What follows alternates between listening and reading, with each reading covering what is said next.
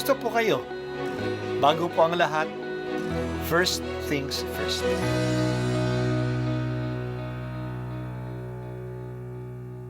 Good morning po. Sinisimulan po natin ngayon ang first things first.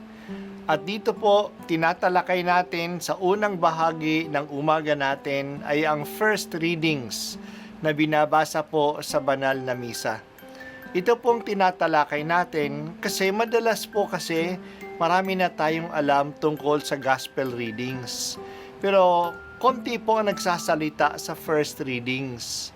Pero ang first readings, bahagi din po yan ng Biblia, ng banal na kasulatan. Kaya susubaybayan po natin ang mga first readings, basahin po natin at kuminsan kailangan ng basahin ng 2 o 3 beses bago maintindihan kasi hindi po tayo sa familiar sa mga istorya at sa mga kaisipan na tinatalakay dito. Ang pagbasa mula sa unang aklat ng mga hari. Nang sa pakiramdam ni David ay nalalapit na ang kaniyang pagpanaw, sinabi niya kay Solomon, "Malapit na akong mamayapa. Magpakatatag ka at magpakalalaki. Tuparin mo ang iyong tungkulin sa Panginoon na iyong Diyos at mamuhay ka ayon sa kaniyang kalooban. Sundin mo ang kaniyang mga batas, utos, hatol at tuntunin ayon sa nasusulat sa kautusan ni Moises. Sa gayon, magtatagumpay ka sa lahat mong gawain at tutuparin ng Panginoon ang pangako niya sa akin.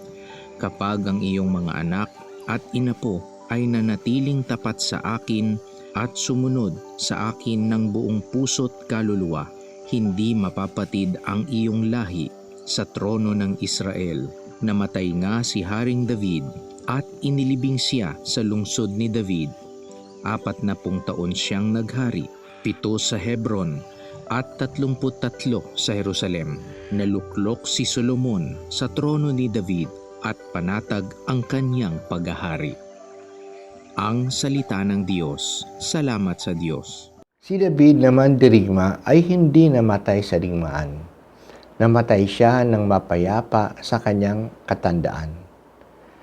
Nagkaroon ng maayos na succession sa kanyang trono. May mga anak siyang nagtangkang agawin ang trono, pero maayos ang pagsasalin sa paghahari pagkamatay ni David. Si Solomon, ang anak niya kay Bathsheba, ang napili niyang sumunod sa kanya bilang hari. Si Solomon ang nakatakdang gagawa ng binalak ni David na gawin, ang pagtatayo ng templo para sa Diyos sa Jerusalem, kung saan mananahan ang kaban ng tipan. Ang huling habilin ni David kay Solomon ay ang paraan kung paano mananatili ang bendisyon ng Diyos sa kanya. Ang hari ng Israel ay hindi ang pinakamataas sa lahat. Mas may mataas pa kaysa hari, at iyan ay ang Diyos. Kaya pati ang hari ay dapat sumunod sa mga batas, utos, hatol at tuntunin na nasusulat sa batas ni Moises. Kung gagawin ito ni Solomon, magtatagumpay siya at ang pangako ng Diyos na hindi niya iiwanan ang trono ni David ay matutupad. Napakaganda ang pamana ni David sa kanyang anak na si Solomon. Yan ay walang iba kundi ang pagsunod sa Diyos. Ano bang ibig natin ipamana sa susunod na henerasyon? Ang pinakamagandang pamana natin ay ang ating pananampalataya at katapatan sa Diyos. Ito ay nakakasiguradong paraan upang gumanda ang buhay ng susunod na henerasyon. Ang pera ay mawawala at maaaring pag-awayan pa. Pero kapag naipasa natin sa mga anak ang ating pagmamahal at katapatan sa Diyos, nakakasigurado tayo na ang bendisyon ng Diyos ay maiiwan sa kanila. Ipagdasal din natin na ang mga mapayapa ang ating pagpanaw. Lahat naman tayo ay mamamatay. Sigurado yan. Pero hindi natin alam kung paano at kung kailan ito darating.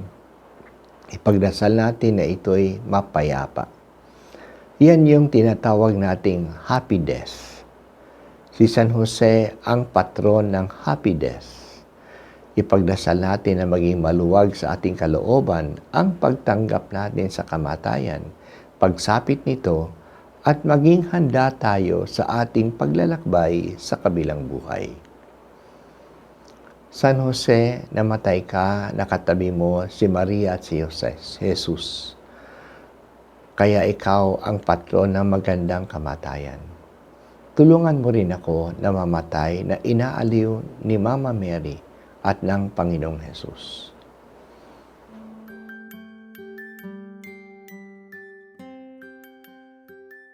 At ako po ay si Bishop Broderick Pabilio dito sa First Things First.